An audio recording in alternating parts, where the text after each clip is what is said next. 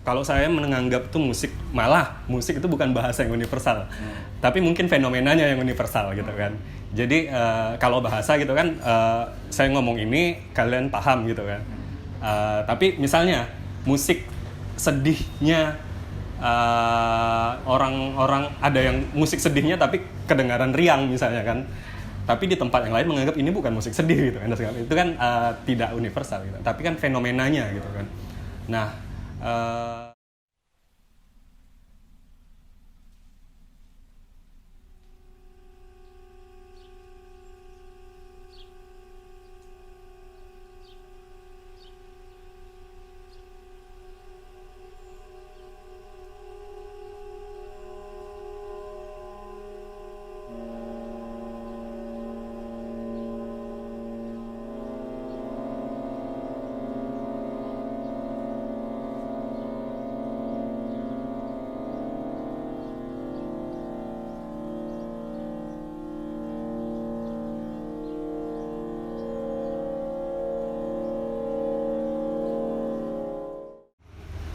nama saya Nur Salim Yadi Anugrah, bisa dipanggil Yadi. Saya musisi dan saya komponis dari Pontianak, Kalimantan Barat. Untuk disebut komponis, yang sekarang saya disebut kayak gitu lebih sering ya mungkin. Banyak sebenarnya yang membuat saya pada hari ini bisa melakukan hal itu. Jadi salah satunya misalnya waktu sekolah dulu saya sering sekali terlibat dengan kelompok teater gitu kan.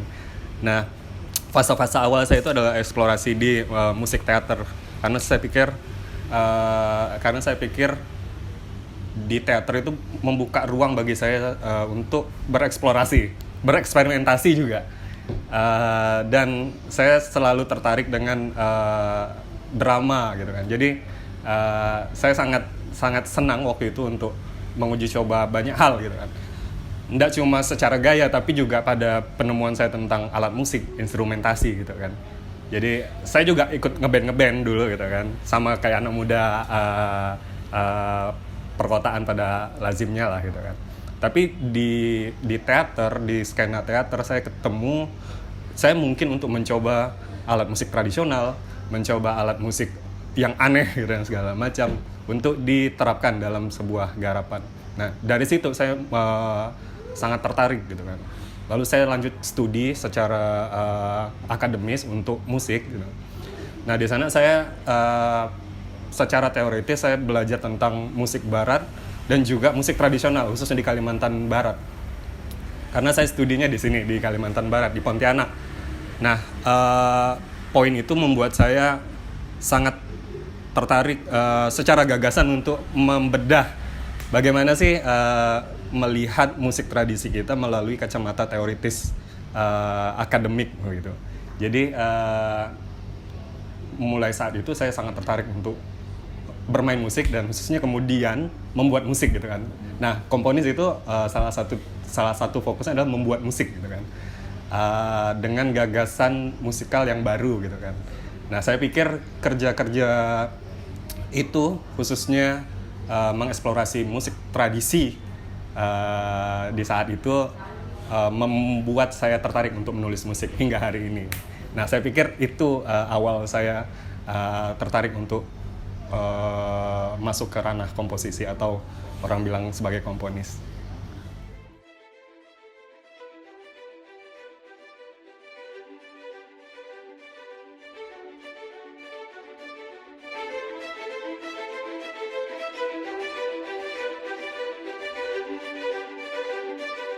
Musik menjadi bahasa universal yang sering didengarkan. Bahkan musik bisa menjadi sarana untuk mengekspresikan berbagai hal mengenai perasaan hingga kritik sosial. Lewat musik yang telah menjadi pilihan hidupnya, Nur Salim Yadi Anugrah, seorang pemuda asal kota Pontianak, Kalimantan Barat, memilih menjadi komposer yang menciptakan karya-karya brilian di bidang musik.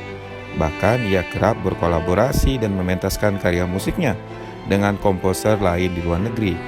Tujuannya agar musik etnik Kalimantan bisa menjadi referensi literasi kekayaan seni budaya Indonesia dan semakin digemari generasi milenial. Ya, kalau secara naturalnya ya karena satu eksotik gitu kan. Tapi itu sesuatu yang sebenarnya pada lazimnya orang kenapa tertarik pada hal baru itu biasanya karena eksotik gitu kan.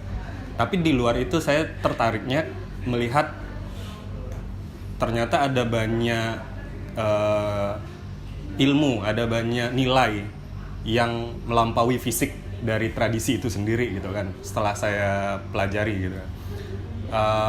Terlebih karena saya ada di Pontianak gitu, terlebih pada masyarakat Melayu dan Dayak gitu kan saat itu. Karena saya fokus pada dua hal itu secara akademis dan segala macam.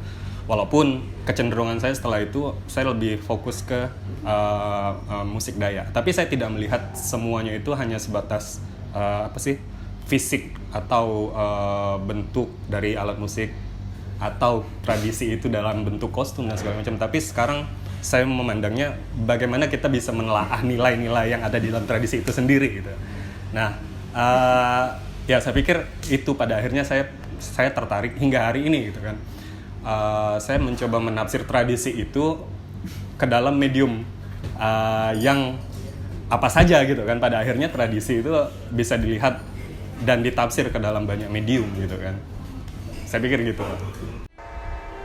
Inilah karya-karya seni musik seorang komposer asal Pontianak, Kalimantan Barat yang memikat pecinta seni musik di dalam negeri hingga mancanegara. Nursalim Yadi Anugrah adalah sosok yang telah melahirkan beragam karya seni musik yang diaransemennya dengan kreasi dan kreativitasnya. Kemampuannya bermusik dengan membuat komposisi musik maupun vokal secara total telah membentuknya menjadi komposer musik yang sering mendapatkan tawaran dari berbagai industri pementasan seni hingga mengisi beberapa elemen musik pada film dan iklan.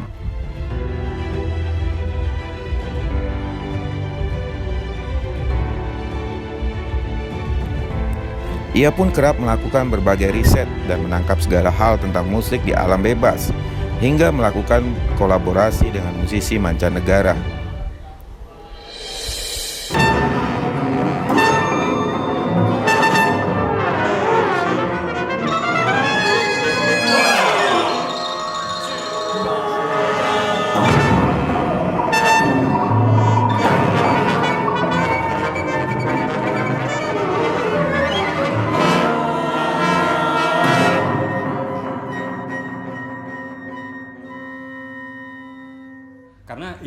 Karena garisnya adalah fenomenanya yang kita ketemu gitu kan, bahwa musik itu adalah amplifikasi isu dari sosial masyarakatnya gitu kan. Bicara musik adalah bicara masyarakatnya gitu kan, bicara fenomenanya gitu kan. Nah, gagasan itu yang kemudian kita ketemu gitu kan. Misalnya kita ingin berkolaborasi dengan orang-orang di luar dari tempat kita gitu kan, atau di luar negeri lah gitu. Kita punya urgensi yang sama, masalah yang sama, yang bisa kita suarakan lewat musik. Nah, di situ poinnya sebenarnya. Kenapa musik saya bilang itu adalah fenomena yang universal. Karena kita tidak bicara dengan bahasa yang sama. Musik di tempat saya berbeda dengan musik di tempat mereka gitu kan. Oleh karena itu kita ketemu pada fenomenanya yang kita bahas dengan bahasa musik kita masing-masing. Nah, saya pikir seperti itu. Itu salah satu jalannya untuk yang saya lakukan dalam musik saya. Terima kasih. Terus, menurutnya musik bisa terlahir dari imajinasi suara apapun, seperti benda-benda yang keseharian dijumpai atau digunakan, lalu berimajinasi dengan suara itu dan bebas melakukan kreativitas, sehingga menciptakan perpaduan yang didengar. Menurut saya, kalau tentang pertanyaan abang tadi, saya cenderung untuk ada banyak hal untuk membuat untuk paham. Bagi saya itu adalah untuk memahami sesuatu itu berbeda dengan mengapresiasi sesuatu. Artinya ketika kita senang dengan sesuatu itu berbeda dengan orang ingin paham gitu kan. Nah, memahami sesuatu itu perlu pisau bedah gitu kan. Ya. Artinya dia perlu sesuatu untuk bisa paham gitu kan. Tapi setidaknya yang harus diberikan kepada masyarakat hari ini adalah intensitasnya yang lebih sering. Saya pikir menyajikan pertunjukan, lalu melakukan diskusi, bikin kegiatan dan segala macam. Hal-hal yang kecil-kecil seperti ini yang harus secara intens. Saya tahu di Kalimantan berbeda dengan di Jawa, yang ekosistemnya lebih terbentuk duluan, sudah terbentuk. Berbeda dengan Kalimantan. Oleh karena itu cara pendekatannya juga berbeda gitu kan. Artinya kita perlu membentuk itu. Ketika seorang seniman hanya mencoba mempertunjukkan karyanya, tetapi tidak ada audiensnya, tidak ada yang mengapresiasi, sama saja bohong gitu kan. Tapi bagaimana kita membentuk ekosistem itu, siapa yang mengapresiasi, siapa yang akan membahas karya itu, bahkan iklim secara akademis dan kritis itu juga harus dibentuk untuk membuat sebuah ekosistem yang sehat. Kepada apa? Kepada kesenian itu sendiri. Di mana kesenian yang paling dekat dengan masyarakat kita, khususnya Kalimantan, adalah tradisi atau kebudayaan mereka sendiri. Misalnya orang-orang Kalimantan lebih dekat dengan kebudayaan Dayak dan Melayu atau Chinese gitu kan. Oleh karena itu cara terdekatnya adalah dengan menggunakan medium itu untuk mendekati masyarakatnya gitu. Lagi-lagi saya bilang bukan hanya pada bentuknya gitu kan, tapi jangan-jangan pada nilai di dalam situ yang kita lakukan pendekatan gitu. Nah, saya selalu bicara kepada banyak teman bahwa misalnya di forum-forum internasional bahwa sejak zaman kolonial promosi kebudayaan Indonesia itu terpusat dan sangat sentralistik gitu kan.